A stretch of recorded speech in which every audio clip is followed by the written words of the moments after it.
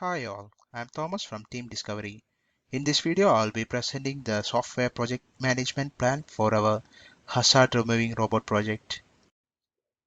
These are the contents I'll be presenting today. There's an introduction, project organization, roles and responsibilities, role assignment, process model, and the work plan. The purpose of this project is to design and develop a hazard removing robot which can safely remove a hazard out of the city without any casualty. The canine robot shall be able to reach the hazard location following the optimal path and remove the hazard to the allocated drop-off point. This software project management plan document will describe the project organization, roles and responsibilities, process model, work plan, etc. Next is the project organization. Team Discovery consists of highly skilled hardworking individuals.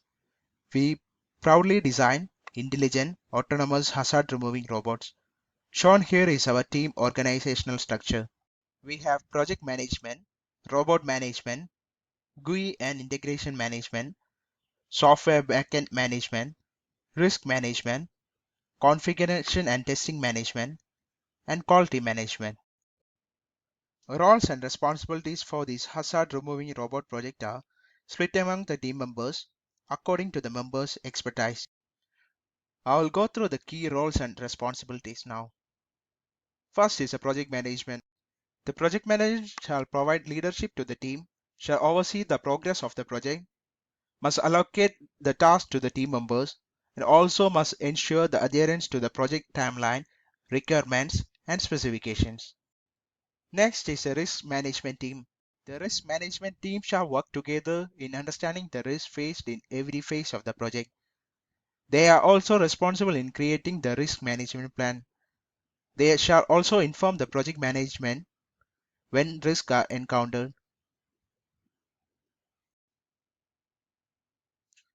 The robot management team is responsible for designing the canine robot according to the client requirements.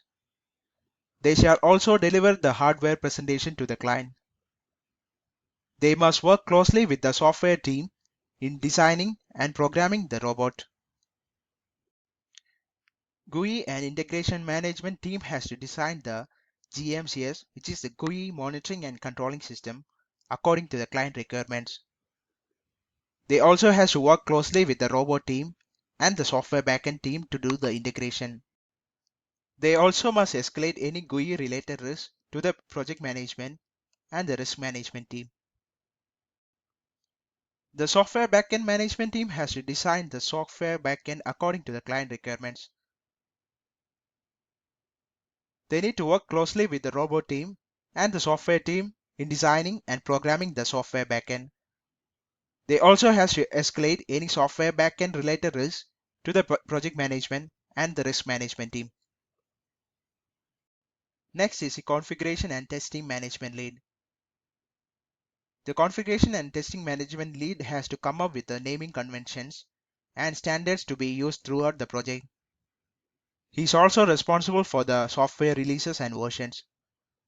The lead has to decide on the tools to be used on the project and also has to design the structure of repository folder.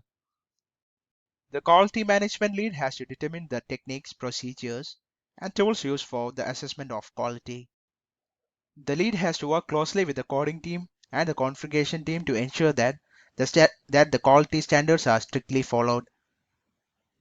The lead also has to decide on the quality standards to be used for this project. Next is the documentation lead. The documentation leads will decide on the document format and integrate accordingly. However, all team members will contribute to the project documents. The roles are assigned as shown here. I am the project and GUI manager. Albin is the hardware and robot coding manager. Jindo is the backend manager. Atika is the quality manager. Ebin is the configuration and testing manager. All of us are part of the risk management and the documentation team.